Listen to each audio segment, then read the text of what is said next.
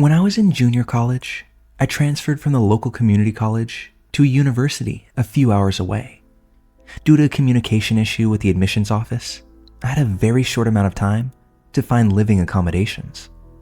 I didn't know anyone in the area, so I looked at Craigslist ads renting out rooms and found a place near my school. I met up with a guy renting out the room, and the house was large, beautiful, and in a very nice neighborhood. Peter, the man who owned the home, was in his early 30s, worked mostly from home in his bedroom office, and was very polite. Peter also rented a room to another university student that was out of town until the semester began. This third roommate was very quiet and nice as well. For my first week there, I was completely alone in the house because Peter had a business trip, and the third roommate was not back from his parents' place yet. The house was a little bit eerie because it was so large and mostly unfurnished, aside from a lone couch in the living room, a television set, and our own personal bedroom furniture. There were 2 entire bedrooms that were completely empty, and a locked, empty upstairs that you could only access from an outdoor staircase directly outside my bedroom. The house had several additions, so the layout was rather odd. My bedroom was very spacious and had visible wiring throughout the room and the closet, which itself had a broken door that was propped up to the side. Peter told me that the previous owners used it as an office, and the internet wires once ran through my room up into the upstairs. I checked the wires because it gave me a bad feeling, but I didn't find anything outwardly suspicious, mostly because I had no idea what to look for. Once Peter returned from his trip, I noticed some odd things about him. He would say strange things to me that were oddly sexual, but English wasn't his native language, so I didn't know if we just had a language barrier and I may be misinterpreting him. Peter liked to take pictures of me without my consent and post them onto Facebook, usually tagging me in the process. At first, the pictures were very mild, such as me sitting on the couch with a friend or me typing on my laptop at the new kitchen table. He would turn the flash off, so I never knew he was taking these pictures until later when I saw them on the internet. The pictures became more invasive with time though. One was of me in a towel when I was walking from my bathroom to my bedroom, and another happened to be of me tanning in the backyard at a time that I didn't even know Peter was home. I found Peter strange and uncomfortable, but the room was a steal, and I loved the location. Our third roommate shared a thermostat with me that controlled my bedroom, his bedroom, and the hallway that led to the living room. The thermostat was located in my bedroom near my closet, so I always left the door unlocked for him to change it if needed. One day, Peter was out of town, and the third roommate was changing the thermostat when he noticed something strange behind one of the wires coiled up in the closet. He called me over to inspect it, and it looked like a shiny, tiny black ball.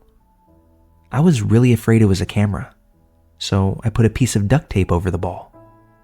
I considered saying something to Peter, but didn't want to accuse him of something I really knew nothing about. He also wasn't home yet, so me and the third roommate decided we would ask him about it together once he was home. Peter returned to town 2 nights later on a red-eye flight. I always slept with my door closed, but left it unlocked in case my third roommate needed in. I woke up the night Peter returned, disoriented, and noticed the door was open with a small rectangle of light spilling in and someone moving around inside my room. I stayed very still and tried to make out the figure, which was standing near my closet, directly across from my bed. My eyes were having difficulty adjusting to the darkness, but I could clearly see a person slowly moving throughout my bedroom. The figure left, and I turned the light on, inspected my closet, to see that the piece of tape was missing and not anywhere on the floor, like it would have been had it just fallen. I opened my door and saw Peter walking down the hallway, back towards his bedroom. I quietly followed him, and when he walked into his room, I demanded to know what the hell he was doing in my bedroom in the middle of the night. When I confronted Peter, he jumped, obviously surprised that I was in his room. Behind him, on the desktop that he was always hunched over doing his work, was a grainy video image of my bedroom, faltering in the dim lamp that I had just turned on. I could clearly see my bed in the frame. Although Peter was a creepy man, he wasn't the most confrontational, and he immediately began apologizing and trying to explain to me that it wasn't what it looked like. I don't have the best closing for this experience. I contacted the police and immediately moved in with someone I met at school. I don't want to disclose anything about the investigation because charges were pressed, but this was several years ago now, so I wanted to finally get this experience off my chest and out of my mind. I'm not sure how much footage Peter had of me, and if it still exists somewhere on the internet or in an evidence box at the police station. I'm not even sure when the camera was installed and if he ever had anything worthwhile of taping, other than a few nude shots he shared with other people through the internet. I don't know how much and what exactly it was. The police told me that I didn't want more details. So little was disclosed to me about exactly what he had. And honestly, I hope that I never know. The third roommate moved out the same time that I did. And when I drove past the house a few months back, there was a foreclosure sign in the yard. Not sure what happened to Peter, but at least he won't have that house to perv out on anybody else in.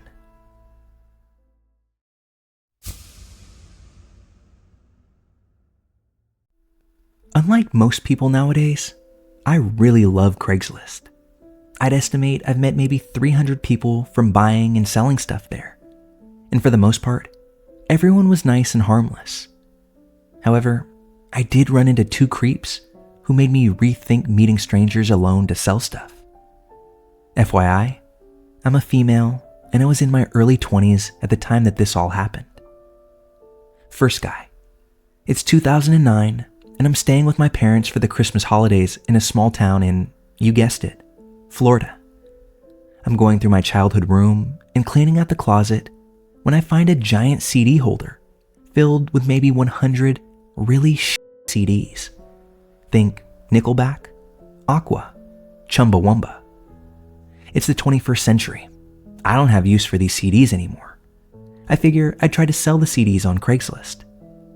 Put up a listing, 100 CDs from the late 90s and early to mid 2000s, mix of pop and rock, all for $35 or best offer. The next day, I get an email from a guy named John around 2 p.m. He says that he's in town temporarily and that he wants the CDs. He says he can pick them up after dinner, around 8 p.m. I message him back my address and number and tell him to text or call when he's on his way. 8 p.m. comes and goes. I figure I've been stood up, which happens relatively often on Craigslist. No big deal. My dad works for a liquor distribution company and would often do demonstration nights at restaurants and bars and would come home around bar closing time. This particular evening, he gets home at around 3 a.m.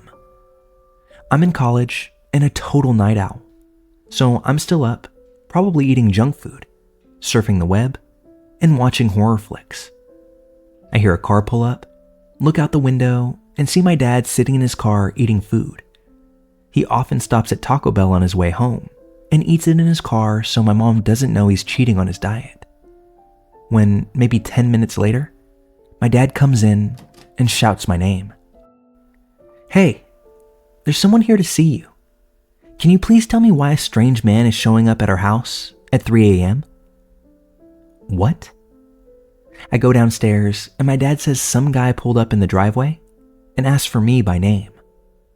I walk outside with my dad, and this guy, who's maybe in his mid-30s, gets out of his car. He says he's the Craigslist guy who wanted to buy my CDs. My dad heads back in the house. I tell the guy it's really, really late to just be stopping by, especially without texting first. However, since I'm awake, I go and grab the CDs. He then proceeds to drone on and on about why he's buying the CDs in the first place. He says he's engaged to a woman that he loves very much, and all he wants to do is make her happy. He said that last week, someone broke into her car and stole all of her CDs. She was really upset, and he wanted to make it up to her, He looked on Craigslist and found my listing and was really excited because I had a bunch of the CDs she used to have. The weird thing is, I didn't list any of the artists or bands in the ad, although I didn't think about that at this time. Anyway, he said he was getting it for her as a Christmas present.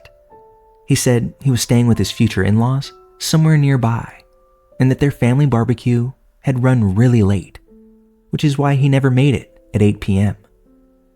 By this point, I've lost all interest and say something along the lines of, "That's sweet. Next time, you should probably call or text the Craigslister instead of just showing up." I hand him the CDs. He hands me the cash. I go back inside. 3 days later, I start getting texts from an unknown number. "Hey, I don't know my way around this town. Care to tour guide? I could really use a massage. Where can I get a massage in this town? You're Asian. Do you do massage? Would you take $40 for a 1-hour massage? Happy ending?" Me, finally. Who the is this? "Oh, sorry. I bought the CDs from you the other day. Do you squirt?" I didn't respond, obviously. I show my friends that night, and we laugh it off. But the next day, I continue getting more texts. "I still have your address. I'm at the Bank of America near your neighborhood. I just got the $40, babe." "Only 3 minutes away. Are you home?" "You fucking cunt. Stop ignoring me. I'm almost there." I immediately ran downstairs to tell my mom and dad what was happening. It was nighttime, so we shut off all the lights outside and inside my house. My mom, little brother, and I went into my parents' room in the back of the house. My dad hid behind the curtains of the front bay window with his shovel in hand. A few minutes later, I heard him run down the front hallway, fling that front door open, and run outside. We heard some faint shouting, so we all walked out from the bedroom. By that time, my dad had come back in with his shovel, his face all red, and his hair rather disheveled. Apparently, the guy came driving down our street really slowly. My dad recognized the car and went running outside with the shovel, yelling obscenities directly at the guy. The guy peeled off and never came back or texted me again. That was just story one. The second guy. I was moving from Florida to Washington, D.C., and was going to load up my car as much as I could with my stuff. However, I lived on the 3rd floor, plus a bit of a walk from my assigned parking spot, so I figured that I could use some help. I posted an ad on Craigslist gigs. I said I was looking for someone to help me load some heavy items, like a TV, desk, etc., into my car. Less than an hour's worth of work in total, and I'd pay whoever $45 for their time. I give the very first responder my number and address. You're probably picking up a pattern here. Eventually, he shows up. This guy had to be 5 feet 8 inches tall and 350 pounds of pure fat. The sweat and smell coming off this guy in the Florida heat was pretty nauseating on its own, but I didn't care as long as he did the job right. While he was carting heavy stuff, I was loading the lighter things. Whenever I'd go upstairs to grab another load, he'd hurry after me so he could walk up the stairs behind me. I had the door propped open, so he didn't have to worry about me needing to unlock the door for him or anything. When he'd follow me up the stairs, he made these weird grunting noises, but I assumed it was just because he was out of shape. Eventually, everything's loaded properly, save for some sweat smears on my stuff. I pay him, and he drives off. I head back into my place to finish loading and cleaning. I head back outside maybe 45 minutes later to put another load into my car. And I see his truck is back, parked across the street from mine. He's sitting in the driver's seat, looking at me. When he sees me notice him, he looks away. That's when I walk over to his window and knock. He rolls it down, and I ask if he needs help or if he's lost. I was really confused as to why he had come back. I knew he didn't live anywhere near me. He didn't say a thing. He just rolled his window back up and drove off. Okay, whatever. Of course, 5 minutes later, my phone starts blowing up. I don't recognize the number, so I don't answer the calls. Then texts start rolling in. Him. I bet you taste salty and sweet. Me. Who is this? Him. It's your hired help. Him again. What are you up to tonight? I can come back over. I get this profound sinking feeling in my gut. The thing about Craigslist guy was that he had never called me after I gave him my number for the job, so I didn't have his. Him once more. I like your pink panties. That's when I realized that he was looking at my dress whenever I was walking up the stairs. I immediately felt like a total idiot for wearing a dress that day. He then started dialing my number over and over again. I didn't know how to do the block number thing through Sprint, so I had to just turn my phone off. Later on, I was with a guy friend of mine, grabbing a bite to eat, when I turned my phone back on. I got another text from the guy about how he wanted to toss me around like a rag doll, tie me up, and make me beg for it. I show the text to my friend and tell him the whole story. Craigslist creep then proceeds to start blowing up my phone once more. So my friend answers and says that he's going to cut his dick off and feed it to his dog if he ever contacts me again. I moved the very next day, so I never had to worry about him randomly showing up, all sweaty in his truck again. Since then, I've bought and sold stuff off Craigslist plenty of times, but now I always make sure to meet people in public places. It may have taken me a while, but I eventually learned the lesson.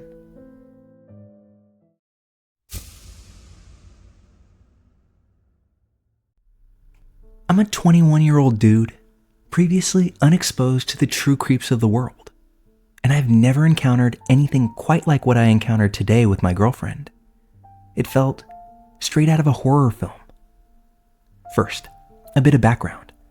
My girlfriend is moving to a small town for graduate school, so we both took a trip to the town this week to try to find her a place to rent.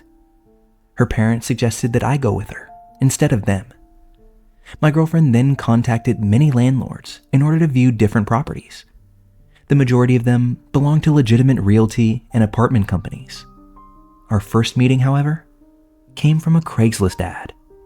The house itself was in a nice neighborhood, but the property owner initially requested quite a bit of information about my girlfriend, such as all her living situations in the past year.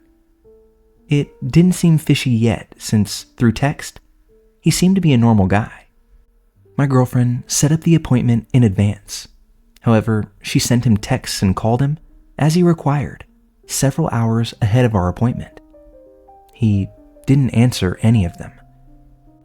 Nonetheless, we walked to the house itself, hoping he would show up to give us a tour of the property. Now, I'm going to shift to the present tense. We're strolling outside the house when suddenly, the landlord calls my girlfriend. She tells him that we're here now. We? He asks.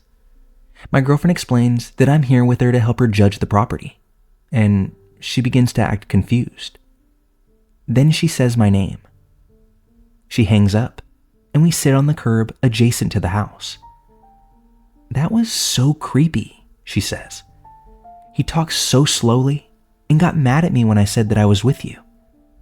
Apparently, the landlord had paused when she said we, and he said to her through the phone, "It's just, sometimes people don't bother to tell me these things, that they're with their husbands or boyfriends.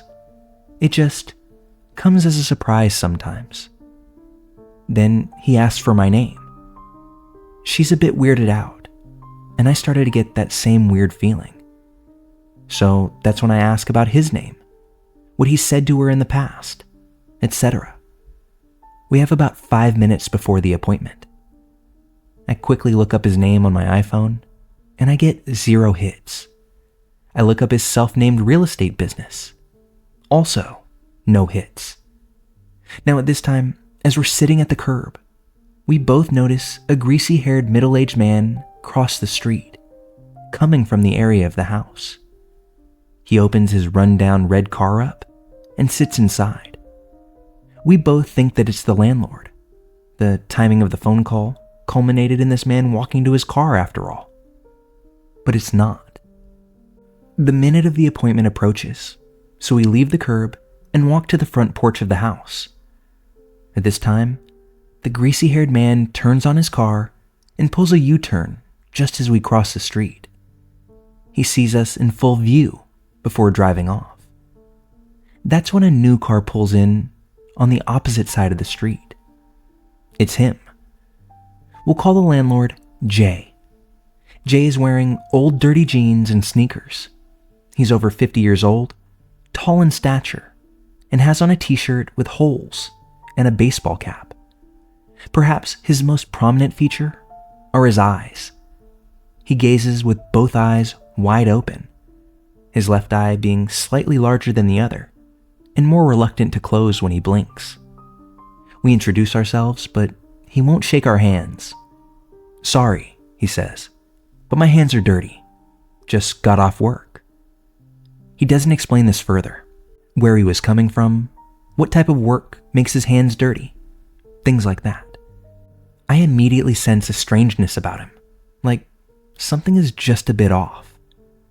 He pauses awkwardly before he speaks and refuses to answer any questions about himself. Instead, he pries about us as he glares into our eyes. "Where are you from? More specifically, what city? What school do you go to? Have you ever lived anywhere else?" Okay, so this isn't a recipe for hesitance yet, but his demeanor and his emotional distance as a person have both of us on guard. Rather than show us the house, he leads us around to the backyard. "The washer and dryer are in the basement.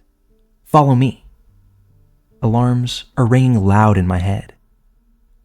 No, you have to be kidding me. But we are genuinely interested in the house, so we hesitatingly follow him. That's when I internally vow to be wary of my distance from him and our situation in relation to him.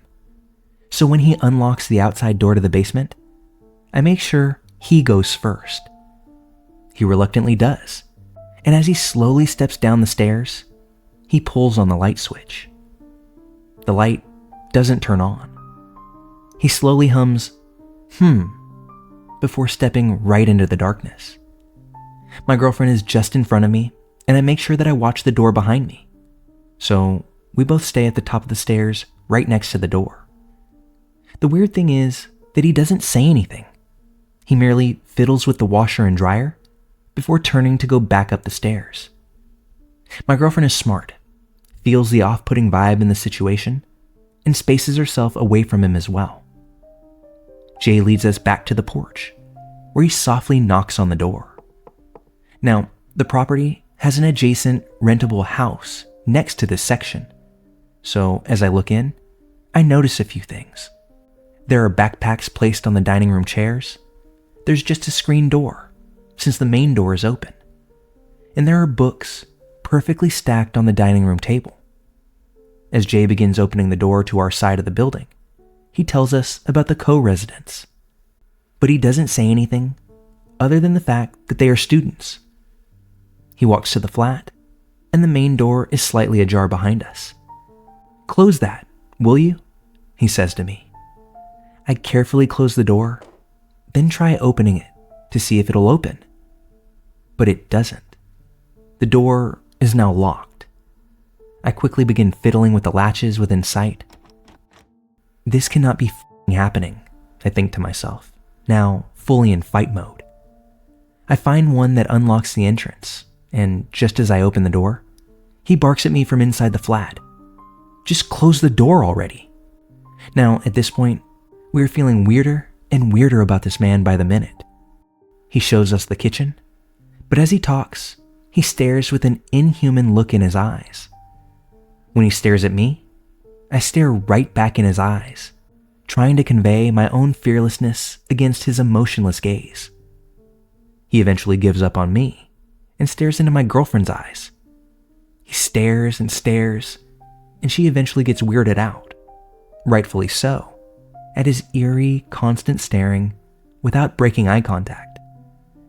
Now, yes, we could have technically left by now, but in the actual situation, it's not exactly easy to forge an excuse to do so. So instead, we view the rest of the small home, waiting to get the f*** out of there.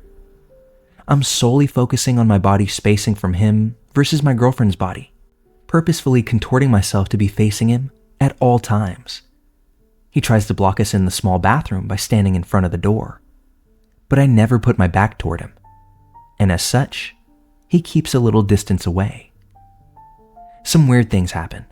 He occasionally slips his hand into his pocket, but I blatantly stare at his hands, anticipating anything to come. When I do so, he casually slips his hand from inside of his pocket.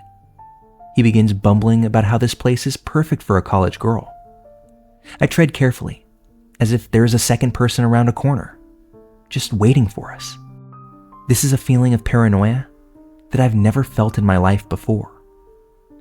Then suddenly, I realize just how cliche this house is for a college male, the supposed tenant of the home. There's protein powder and creatine supplement on display. Quinoa and recently purchased vegetable packs lie on the counter, just like a movie setup. But then it's also disheveled, with crumbs on the sofa, clothes scattered in the corner of the room, framed posters of bands. He comments on all of these qualities. The tour is almost over when he stops short of the attic. And this is the attic, for storage only. That's pretty much it, he says. But he doesn't take us up there, like he did for the other rooms. When we ask if the furniture comes with the place, he initially says no, but then he says we can make it work if we so wish. As I head back downstairs, I keep my peripheral vision fixated on him, so you can imagine the relief we felt when we reached the front porch. His slow talking, his avoiding all questions about his personal life. For instance, I asked him where he was from, and after a few seconds of pause, all he said was upstate. That's it.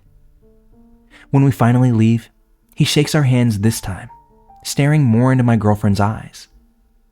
I watch him walk to his car as we stroll away, but when we almost turn the corner, that's when he walks back towards the house. I look up his name more in depth later, and I find a few troubling things.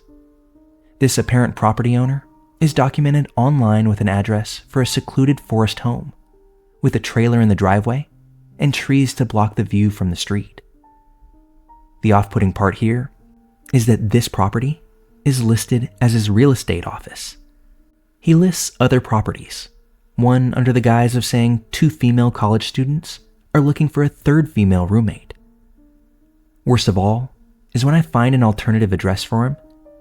It's the very room next door to the house that he showed us, the one with the backpacks and books on the table, the one apparently belonging to college inhabitants. But we saw nobody else that day, either due to our perception of the situation or the slight elevated fear. It all seemed staged, just a little too perfectly messy, and he didn't give us any tangible facts about the other people who lived there. All we know is that he was pissed that my girlfriend brought me along. He was vague about the people who lived there, and especially who he himself was. He tried to burn his apathetic eyes into ours, combined with his slow and indirect, unreadable drawl. In hindsight, why is it that that greasy-haired man drove away as soon as we approached the house, right after Jay found out that my girlfriend had brought me along? Plenty of red flags were elevated during that span of just 20 minutes, but I've never felt anything like that in my life, as if I was detecting a rotten aura. What if it had been just one single person descending into that basement with that man? What if there was another man unknowingly hidden in that darkness? I shudder to think that a diabolical plan was called off today, but part of me feels as if there's no other alternative.